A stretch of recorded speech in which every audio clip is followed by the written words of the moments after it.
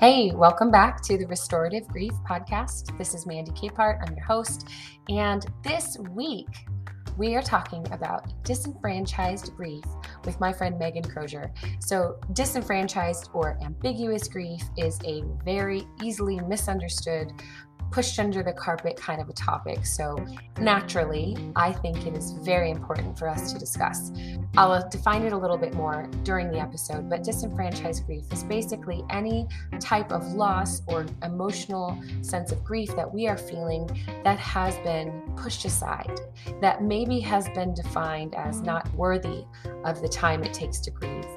It can be so painful to live a life with this unacknowledged and dishonored grief in your story. So my friend Meghan has a beautiful story about disenfranchised grief, what it takes to recognize it, and how to reckon with it and wrestle healing from the broken pieces of your stories.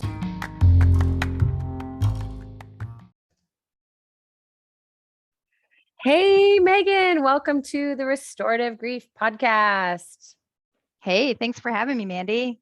Absolutely. Thanks for joining me. I'm grateful that you're here, making space to unpack some grief and hopefully think your way out loud through something that can help someone in our audience too. So I was going to say I'm super grateful for the space that you've created in this area. So thank you.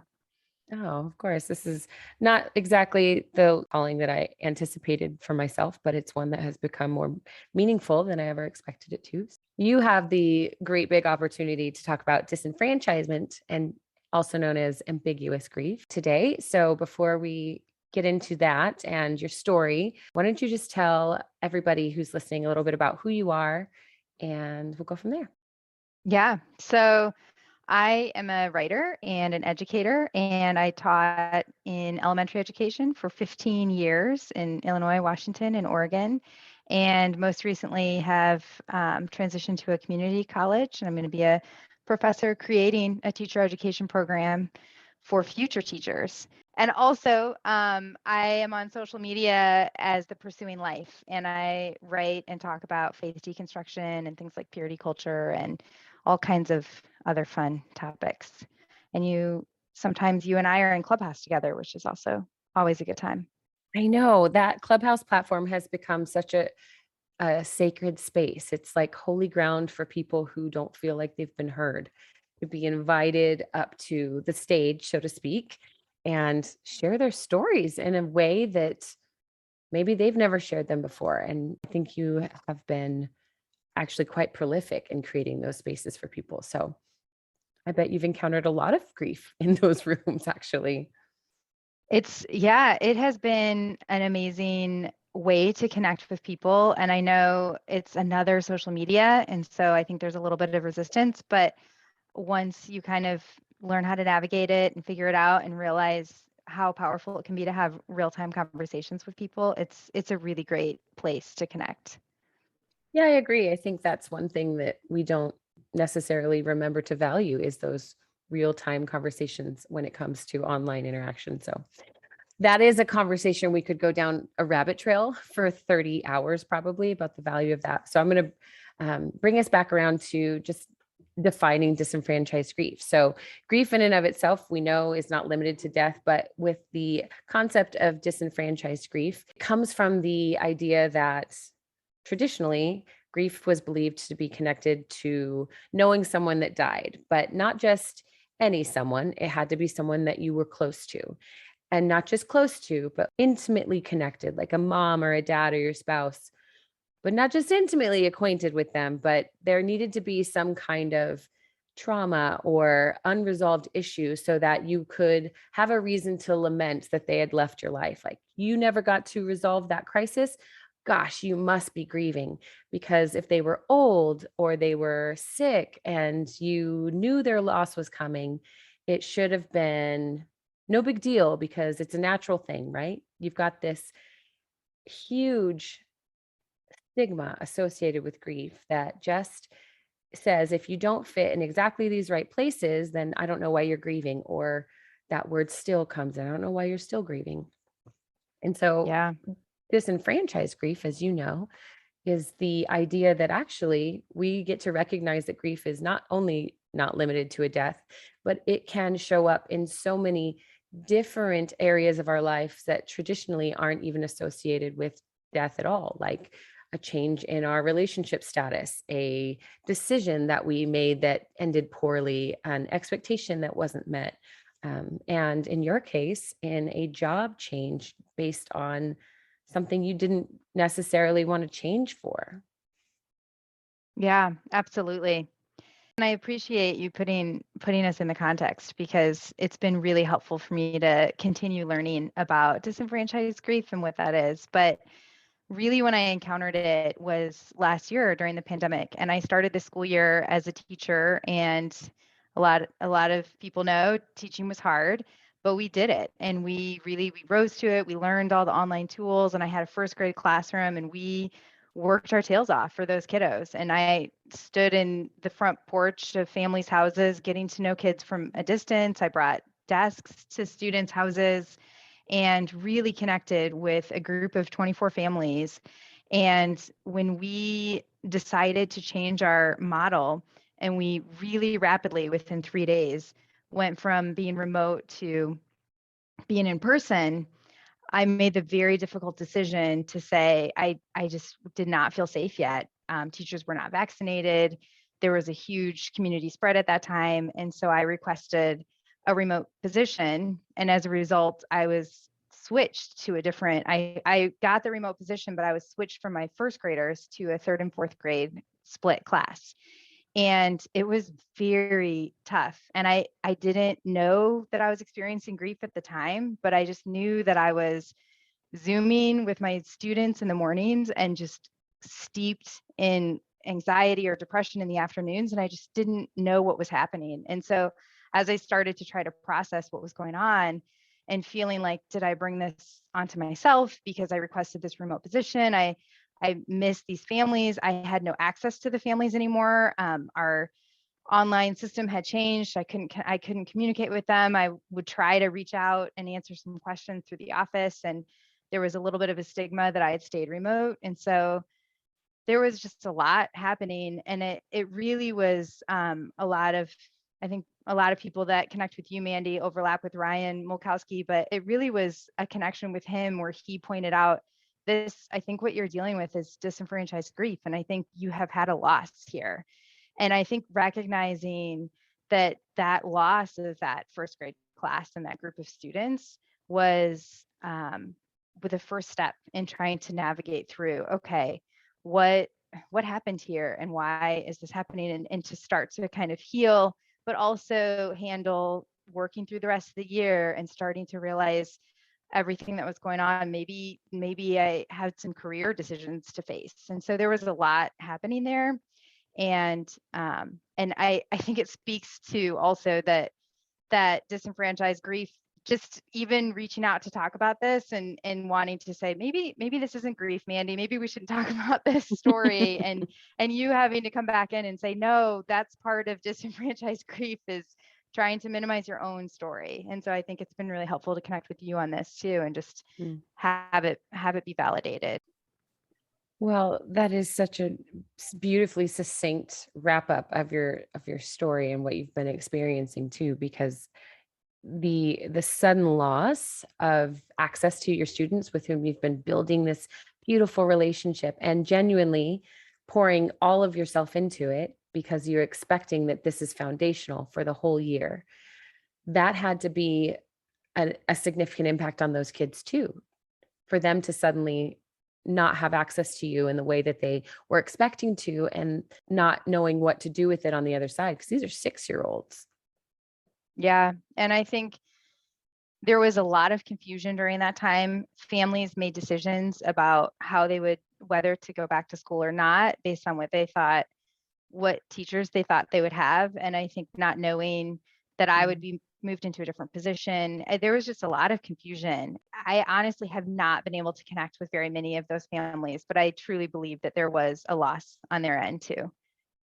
Yeah, I will say our daughter was doing online school. Our district did that last year as well. And we had a choice between online only for the year or online until in person was possible. And we started with online only, and it was such a mess that I wanted the teachers at our school, they're friends of mine. I wanted them to be teaching my daughter, but we were in such disarray and confusion and just anxiety, not knowing. You don't know what you don't know. And we were worried. So we ended up deciding to go back simply because of the teachers. I ran into one when I stopped in at the school, and he looked at me and I burst into tears. And I was like, okay, my daughter needs to come back here. But that just speaks to the fact that those relationships with teachers are so pivotal. And as parents, it can be very easy to discount the grief or the change or the shifts that teachers are experiencing as well. So, because kids are our first priority, of course, Yeah. but for all of those parents, I'm sure there was a lot of frustration and just bitterness that could have easily taken root as well. So, with that note, I want to ask you a question too. I know now you're doing something different, but during that year that you were teaching third and fourth graders, how did you navigate the relationship with your coworkers, knowing I have this awareness that I'm grieving or I might be grieving? I'm not sure yet. Did that impact your work relationships at all?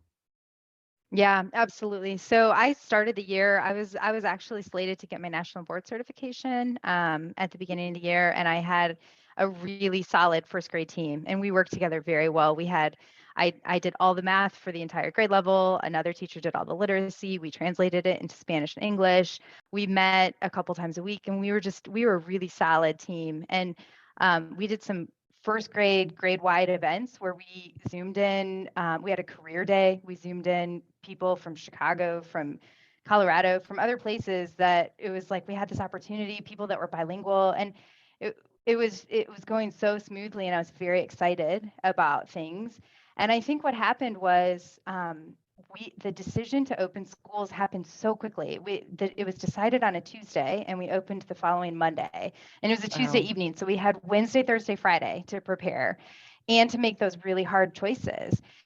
And it was presented as you have the choice to stay remote or not, and this is kind of where you can do. And I think had that been a choice where, okay, well, these teachers are staying remote, these teachers are going in, and there was no stigma, we would have been fine. But what happened was it happened so quickly, and everybody was thrown into disarray, that those of us who stayed remote were blamed for the disarray. And then those of us who went in, some people who went in didn't feel comfortable but didn't have the seniority to request remote positions, and some people were forced to go on leave. And so there was a lot of chaos in that time.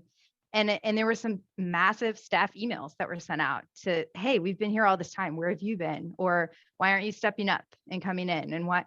And there was not a lot of leadership. And I'm not even going to blame our school leadership, because it was impossible to navigate, and there was no way to have a sense of leadership that would cohesively bring everybody together on a topic that was so polarizing at the time, in the midst of such chaos and confusion. So definitely after that decision to stay remote, I was very isolated from the rest of the staff. There were about 4 or 5 of us that stayed remote, and we connected occasionally, but it was a very isolating time where I just felt like I got to the point where I didn't even want to go into the building when I would run into staff, because I never knew who I would run into or what would be said.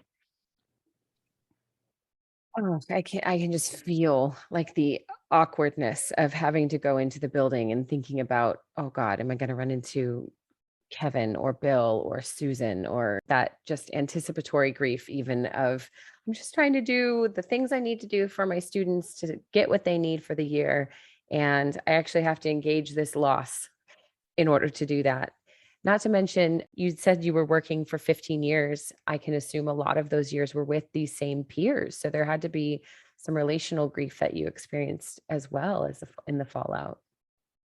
Yeah, I had a very good friend that reached out and said, "Why aren't you Mm. stepping out and stepping up and coming in?" And that was a really, really difficult. We have been friends for a very long time, and we're still kind of processing what happened there, because I felt very, very hurt, and we've connected since. And she was going through a really difficult time. And I think one thing I've learned in all of this is we can't we can't pit our experiences against each other, and we can't say who's got it worse or who's struggling more, because that's just lose-lose for everybody. And so I think I've learned to be able to find my own voice while also holding space and honoring the experience of somebody else who might feel very differently. Somebody else might say, I felt so much relief going back into the building, and I honor that. And I'm not going to judge that person, but I think we just need to be able to hold space for each other's experience instead of pit them against each other. You're absolutely correct. It's so easy to lean on comparison or our own experiences to frame out the way we perceive someone else and how they're responding in a circumstance, especially when there's loss associated with it. Or really, disenfranchised grief is fueled by judgment. It's fueled by this discernment that someone applies to say, well, why are you grieving that? She was sick, but you knew she was sick, or you didn't like that relationship, it made you sad, or you quit the job because you hated it. Well, I've quit jobs that I've hated and still had grief associated with it because of who I became. There are so many reasons why we would grieve a circumstance or something outside of death. Any breaking of relationship is loss. So that's really valuable that you're still working it out with that friend, but I can see easily why you would, it puts you on the defensive when they come at you, when someone comes to you with a question that feels like it's loaded with judgment on the front end as they ask it. I want to ask how this experience in teaching and just transition through COVID. I know that part has been, that's added an extra layer of grief over it all, but how has it impacted your transition into teaching at the college level now? Yeah, so as soon as I was switched to the new grade level, I think by then I'd already made the decision not to pursue my national board certification, Mm, but I was having such a difficult time that it made me really reevaluate the career as a whole. And that was very difficult, that entire process, because it was a lot of people very close to me in my life saying, but you're happy, you love this job, this is the career that you've wanted your whole life. And me just feeling like I had to fight so hard to be seen and heard, and to say it's not just the pandemic, it's not just this year, but this year has made me reevaluate everything. And so just leaving that career behind had was a huge struggle. But then finding and landing into this new opportunity, it was the perfect fit. But it took so long to get there, because for a long time I would look at job applications and think, what am I going to do? And I had no idea. So I've found a home, and I'm very excited about it. And I have a lot of passion and energy and renewed energy for just the field of education as a whole, and mm, for the impact that it can have and for making a difference in people's lives. But it took a long time to get there. It was a struggle. I kind of tell people I feel like I died and came back to life again. that's a big way to articulate, to apply like resurrection to this concept of I was falling to pieces and dying in my old role for 1,000 different reasons. And here I am revived. That's beautiful. Yeah, it really has been a change. And I'm in therapy now, and I'll tell my therapist, I feel a little stressed that I'm not more stressed out right now. And Mm, it really does feel like a dream come true. And I mean, I'm pretty open about, I took a $30,000 pay cut to make this change, and I don't regret that at all. I would take the sacrifice in some family decisions or family budgeting and things like that any day over the experience that I had mm. started to reflect on. How did you respond to people who pushed back on your decision by saying, but you're so happy, you love this, why would you quit? How could you do that? I was not nice. I will say that. And what's interesting is the people that were doing that were the people closest to me. The people that were a little more distant from me saw it, and they saw how hard it was for teachers, and they were like, "Oh, I can absolutely can see why you would want to leave the career." But I will say my husband, my dad, my sister, people would call and they would say, how can you not be a teacher? Have you really thought this through? I dropped the F-bomb on a run with my dad one day and just lost it in tears because he brought it up casually while we were running. And I I just couldn't handle it. I couldn't handle the discussion and I felt like I was unseen. And him and I have talked through that experience and he apologized for not seeing me more. And we've had a really reparative, restorative conversation about Mm. that situation. And the same with my partner too. I think he did not realize the depth of what I was dealing with. And so I had to show him. And I think that's hard when you're going through grief and you're going through loss and you're going through trauma.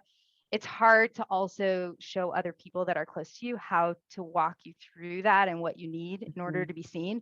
But once I was able to do that, he was able to help see me and give me what I needed. How did you fight to be heard? What were you beyond just coming unhinged during a run and deciding to cuss out your dad, which I am not opposed to.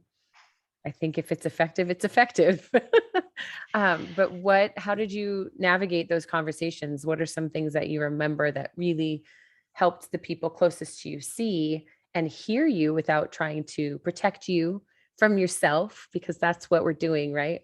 When we question our closest people's decisions, we're worried about them and we love them and we want to see them happy and whole and not hurting, but we inadvertently wound them by questioning their judgment.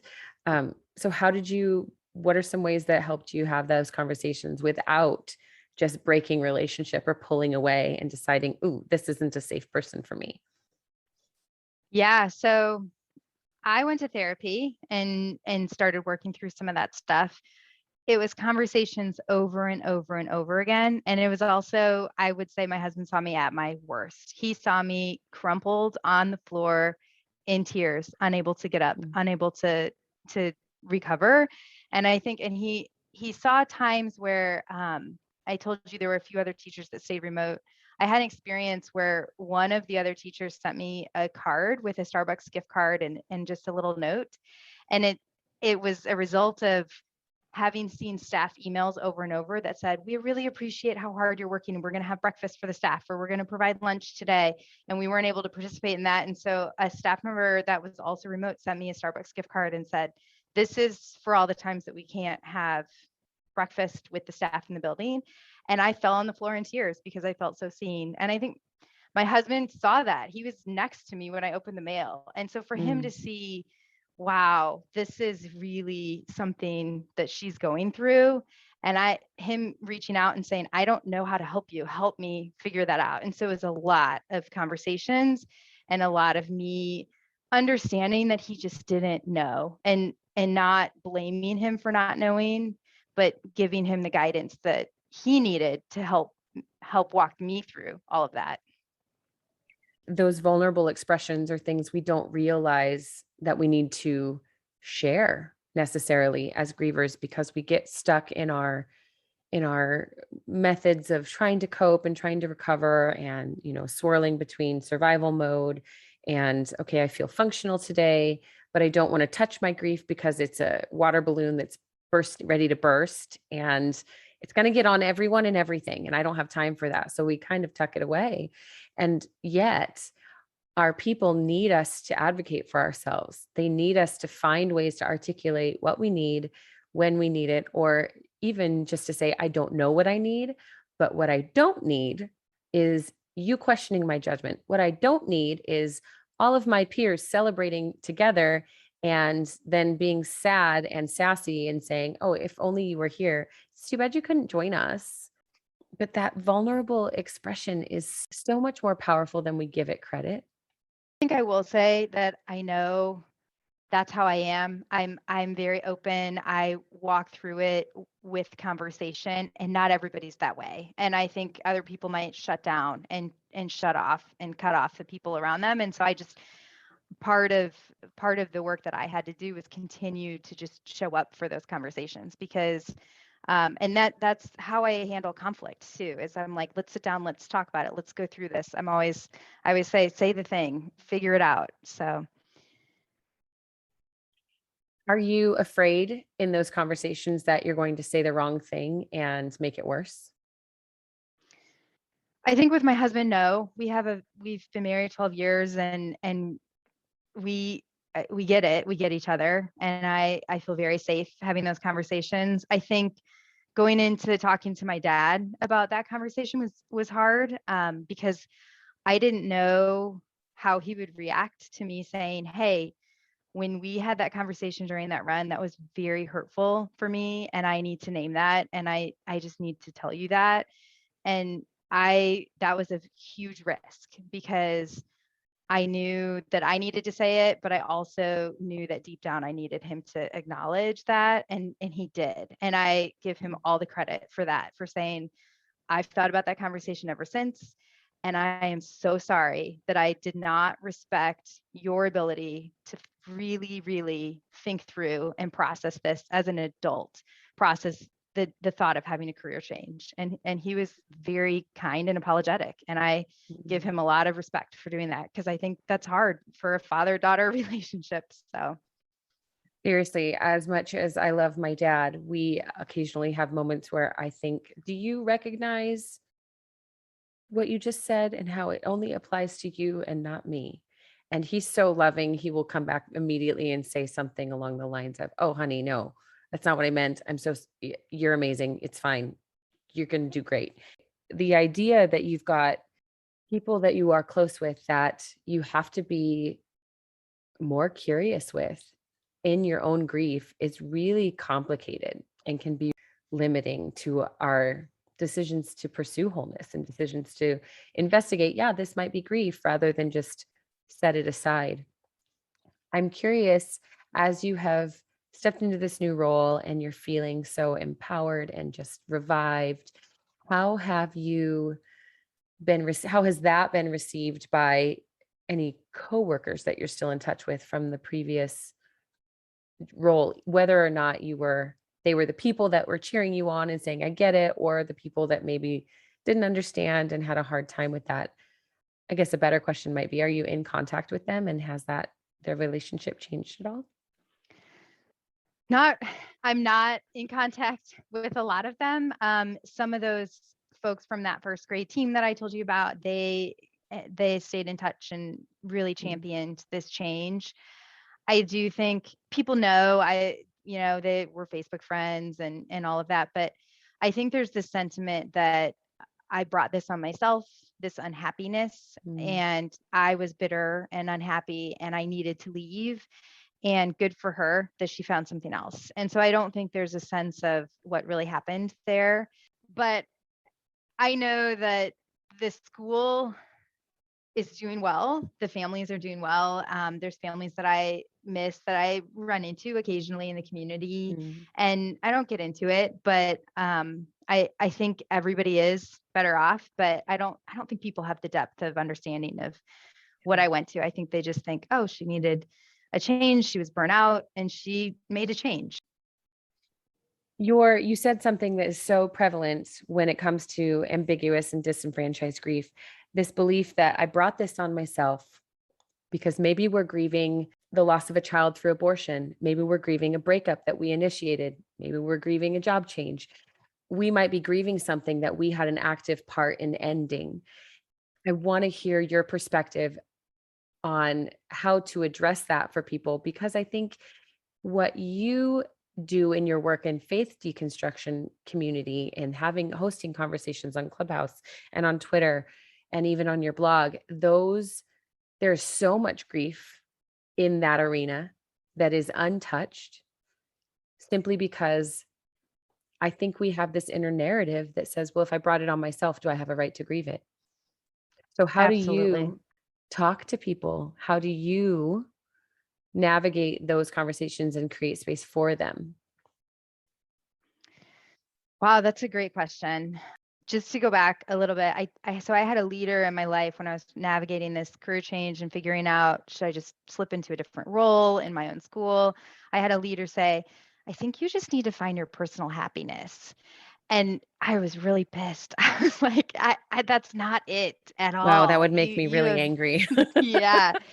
But it really made me think about that concept of people just think I'm sad and Mhm. that I've done something here. And so I think that made me even more really try to find my own voice and try to figure out what happened. Mm. And I think there's a way to navigate that sense of these are feelings that I am inviting in to understand and to figure out and see how they are affecting me, but this does not define me. And this is not who I am. It's just part of me today and part of me right now. And I think when people start to see that and hold space for those feelings and not be afraid of them, that's what I love about the work that you do is let's talk about grief and lean into those feelings and not be afraid to have those difficult conversations. Then I think it's less I'm responsible for this and more, wow, this situation is causing a reaction for me. And I'm going to hold space for that reaction and allow myself to feel those feelings. It's so invitational that the work has to be invitational, like you said, and yet not definitive. It can't be the overarching theme of our story. It has to be this, oh, I want to be observational of my life. I want to show up in it.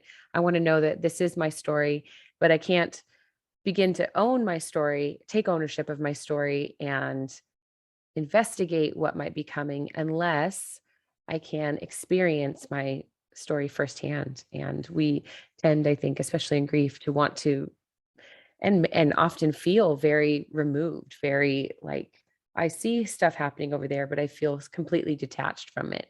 So yes, I think disenfranchised grief is one of those places where the detachment is almost acceptable because we want to just move on to the next thing. And the reality is grief is not something you move on from. You move forward through it, you expand around it. But if you never acknowledge that there's grief, it's going to keep coming around. And instead of gaining something from it, or even learning who you were and what you were grieving and why, and inside disenfranchised grief experiences, you just miss out on that richness of being human, because this is something we all encounter almost on a daily basis. And yet we have this idea that we can simply just weave our way around it by making all the right choices and never making hard decisions. Okay, so before we wrap this up, I want to invite you to again tell our audience how they can find you on social media. I am under the Pursuing Life. Twitter is kind of my jam these days. So the Pursuing Life. I have a Facebook group that is mildly active, and Instagram and Clubhouse. And Clubhouse is always a good time. So even if somebody's never tried it before, I always tell them to check it out. And then I have a blog at thepursuinglife.com. So any of those places, and I'm always super available if folks want to reach out and have any questions or want to talk about faith deconstruction or any of this stuff too. I have one last question for you, which is probably going to catch you off guard. So sorry in advance. What, if anything, would you recommend for someone as a resource if they are hearing this episode and thinking, oh my gosh, I actually might have some grief that I've never acknowledged or that I didn't recognize before? What is a resource besides, jumping on and talking to us that you might refer someone to? Wow. So I would say that a huge help in helping me process this was really talking through it with you and Ryan and other people, but I think in therapy. So I did not specifically seek out books to read about grief. I just processed it with a therapist and with the people around me. So I don't know if I have a great answer for that, but that is a great answer though, because those It are is, all, yes. yeah. I think vulnerable expression and just Yes. reckoning with what is actually happening is your answer. And I think that's phenomenal. So, Meghan, I adore you. And I'm so grateful we got to have this conversation. And just thank you for giving us your time today. Yeah. Thanks.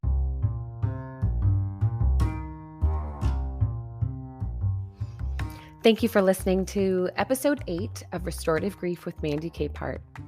Reckoning with our grief in a way that brings permission to this process is necessary. But as you have heard from Meghan's own story, it can be very easy to dismiss our right and our need to grieve. Disenfranchised or ambiguous grief affects everyone differently. And although we don't want you to scour your life story for grief that you may have overlooked, it is worth becoming aware of this concept so that in the future, you can embrace your need to grieve with compassion and grace for your journey. As usual, I want to end our conversation today with a quote from Pauline Boss. She has written quite a few different books on the topic of ambiguous grief, and this quick summary of her work gives us that permission we need to ask questions of the uncertainty and to embrace that which we cannot resolve. She writes, "Ambiguous loss makes us feel incompetent. It erodes our sense of mastery and destroys our belief in the world as a fair, orderly, and manageable place. But if we learn to cope with uncertainty, we must realize that there are differing views of the world, even when that world is less challenged by ambiguity. If we are to turn the corner and cope with our uncertain losses, we must first temper our hunger for mastery. This is the paradox." Before you go, take a moment to pause. This work is no joke, and it's not for the faint of heart. But there is truly no single way to unwrap your grief or find healing. By listening and engaging the idea of ambiguous or disenfranchised grief, you are agreeing that your heart is worth the trouble it might encounter and the ongoing work of finding new ways to heal. Memories once set aside might bubble back to the surface. Your present circumstances may seem a little more complicated than you thought, or perhaps even appear more clearly than before. But regardless of what this conversation has stirred in your life, remember this: you are a whole person, experiencing life and grief as two sides of the same coin, and you deserve to experience both sides to the fullest without interference. So grieve as you live, wildly, with hopeful anticipation for what's to come and gratitude for what was and what is. Thanks for listening. I'll see you next week.